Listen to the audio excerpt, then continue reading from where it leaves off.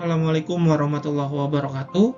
Pada edisi kali ini, saya akan menjelaskan kepada teman-teman sekalian terkait dengan lembaga zakat, infak, dan juga sedekah. Konten yang dibahas pada video kali ini meliputi yang pertama, landasan dalam Al-Quran terkait dengan zakat, infak, sedekah, dan wakaf, lalu penghimpunan dana sosial atau Qardul Hasan, kemudian jenis zakat dan manfaat zakat, lalu ada golongan penerima zakat, dan yang terakhir kelembagaan zakat, infak, sedekah, dan juga perkembangannya. Istilah zakat, infak, dan sedekah. Yang pertama, menurut istilah, zakat adalah bagian dari harta wajib zakat yang dikeluarkan untuk mustahik jika telah mencapai haul atau mencapai nisabnya. Dengan sasaran ada fakir, miskin, ada amil, mu'alaf, riqab, gharim, fisabilillah, dan juga ibnu sabil. Sedangkan infak sendiri adalah harta yang dikeluarkan oleh seseorang atau badan hukum di luar zakat untuk kemaslahatan umum. Kemudian sedekah itu harta atau non-harta yang dikeluarkan oleh seseorang atau badan di luar zakat untuk kemaslahatan umum. Dan yang terakhir adalah zakat fitrah. Zakat fitrah itu merupakan bagian dari kewajiban umat Islam yang harus dibayarkan ketika berada di bulan Ramadan sebelum sholat Idul Fitri. Dan istilah dari zakat, infak, sedekah ini saya ambil dari buku fikih zakat kontemporer yang ditulis oleh Ustadz Oni Sahroni.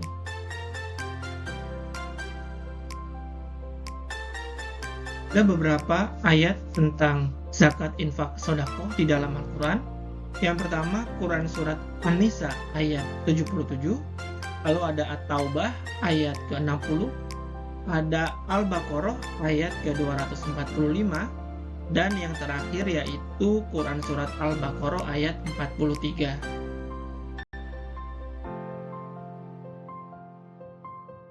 Yang pertama, dalam Quran surat An-Nisa ayat 77, yang artinya, tidaklah kamu perhatikan orang-orang yang dikatakan kepada mereka, tahanlah tanganmu dari berperang, dirikanlah sembahyang dan tunaikanlah zakat. Telah diwajibkan kepada berperang, tiba-tiba sebagian dari mereka, golongan munafik, takut kepada manusia, seperti takutnya kepada Allah. Bahkan lebih banyak dari itu takutnya. Lalu mereka berkata, "Ya Tuhan kami, mengapa engkau wajibkan berperang kepada kami? Mengapa tidak engkau tangguhkan kewajiban berperang kepada kami sampai kepada beberapa waktu lagi? Katakanlah, kesenangan di dunia ini hanya sebentar, dan akhirat itu lebih baik untuk orang-orang yang bertakwa, dan kamu tidak akan dianiaya sedikit pun." Dalam Quran surat An-Nisa ayat 77 ini ditekankan di sini adalah dirikanlah sembahyang dan tunaikanlah zakat. Jadi sholat kemudian berzakat.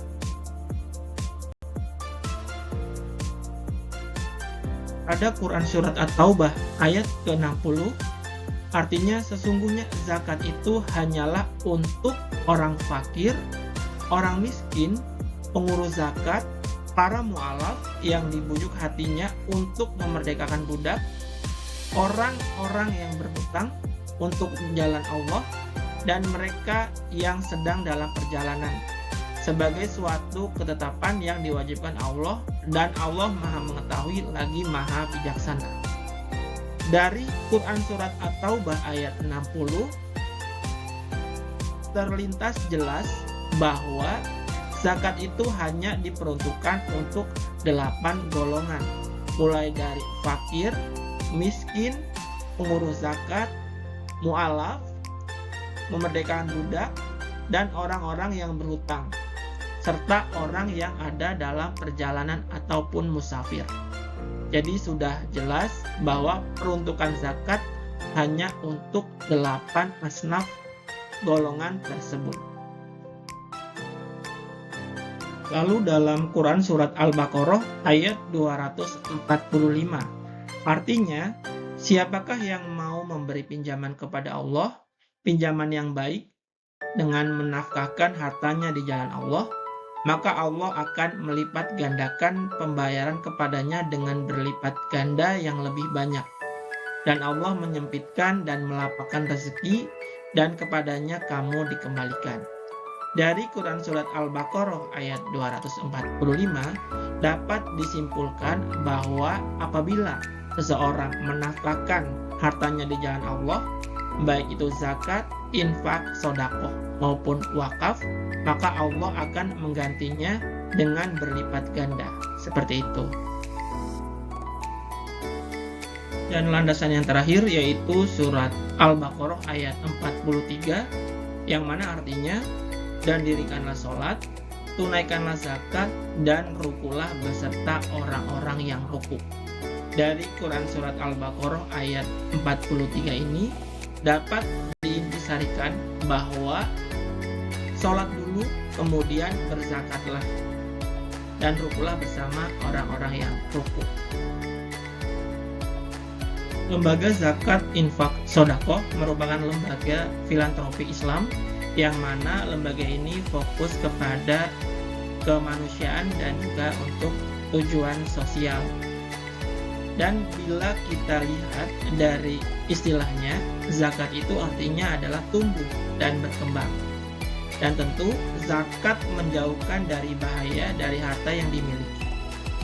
Pengimpunan dana sosial pada dasarnya bisa berupa zakat, berupa infak maupun sedekah. Dan pada tabel berikut ini terlihat perbedaan dari zakat, infak, sedekah, baik itu zakat harta maupun zakat fitrah.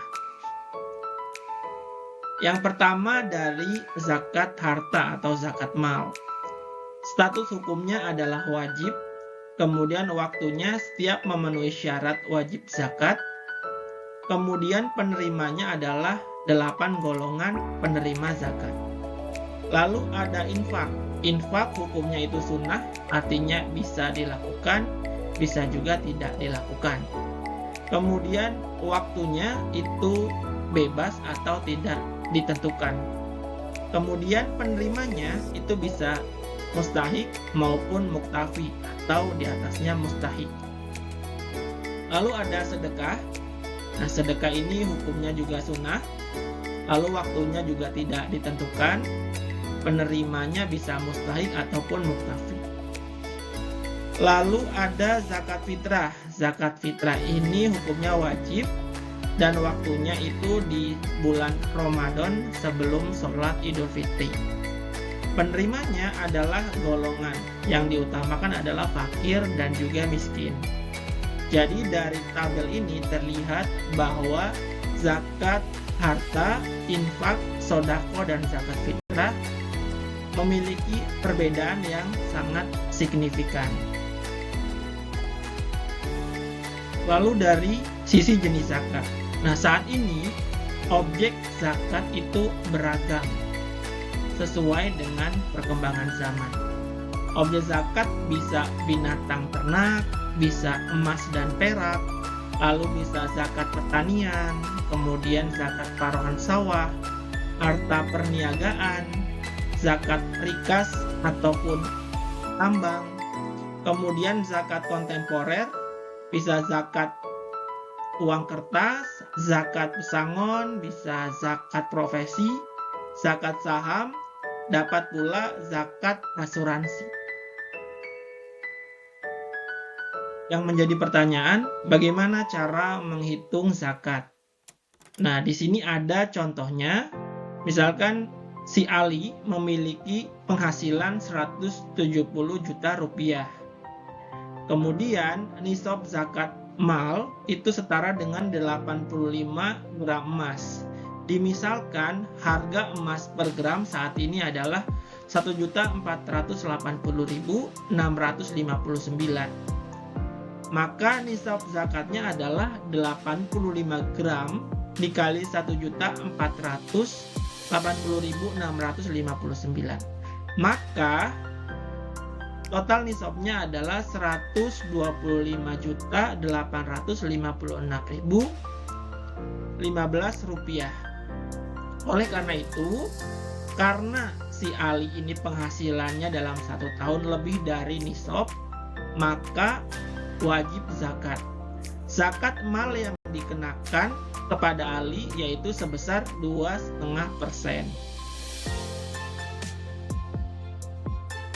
Cara menghitungnya, Ali dikenakan zakat 2,5%. Nah, jadi 2,5% dikali total pendapatan Ali dalam 1 tahun yaitu Rp170 juta. Maka 2,5% dikali Rp170 juta ditemukan nominalnya sebesar Rp4.250.000. Jadi Ali harus mengeluarkan zakat mal sebesar Rp4.250.000. Manfaat dari zakat. Yang pertama, menolong kaum lemah, itu sudah pasti. Kemudian membersihkan diri dari kekikiran. Lalu sebagai bentuk wujud syukur, kemudian ada hubungan sosial kemanusiaan. Lalu supaya harta yang kita miliki menjadi lebih berkah. Lalu tidak ada hasad atau kebencian antara kaum duafa dengan kaum yang kaya. Lalu untuk pemberdayaan daripada duafa atau masyarakat yang kurang mampu. Golongan penerima zakat ada fakir, miskin, amil, mu'alaf, hamba sahaya, qorim atau orang yang berhutang, fisabilillah atau orang yang berjuang di jalan Allah, dan ibnu sabil atau musafir. Kelembagaan zakat infak sodakoh pada kali ini dicontohkan dari Badan Amil Zakat Nasional yang mana disingkat Basnas. Basnas ini milik pemerintah Republik Indonesia dan kedudukannya adalah non-struktural, tidak di bawah kementerian manapun dan langsung di bawah presiden. Apa saja tugas dari Badan Amil Zakat Nasional atau Basnas? Yang pertama, Basnas Pusat mengelola zakat nasional. Yang kedua, zakat provinsi mengelola zakat di tingkat provinsi. Lalu, apa fungsi daripada Basnas? Yaitu pengumpulan zakat, pendistribusian, dan juga pendayagunaan dari zakat. Lalu, ruang lingkup kewenangan dan pengumpulan Basnas yaitu secara langsung atau bisa juga melalui UPZ, Unit Pengumpul Zakat, yang ada di lembaga negara, BUMN, kementerian, dan lain sebagainya. Kedudukan, fungsi, dan ruang lingkup dari lembaga amil zakat atau disingkat KLAS. Kedudukan daripada lembaga amil zakat sebagai pembantu Basnas menurut undang-undang, KLAS itu harus yang pertama berbentuk ormas atau badan hukum lainnya yang diakui oleh negara. Yang kedua, KLAS harus ada DPS-nya atau harus memiliki Dewan Pengawas Syariah. Yang ketiga, KLAS harus bersedia diaudit. Kemudian dari pengumpulan zakat. Jadi setiap orang ataupun lembaga yang membayar zakat melalui KLAS atau lembaga amil zakat, pembayar akan menjadi pengurang dari pendapatan kena pajak. Yang kedua, wajib memberikan bukti setoran pajak. Lalu dari sisi pendistribusian zakat, yang pertama harus sesuai dengan syariat Islam. Yang kedua, pendistribusian zakat yang dilakukan oleh LAS harus pada skala prioritas, yaitu untuk 8 asnaf atau 8 golongan dengan secara merata dan juga adil.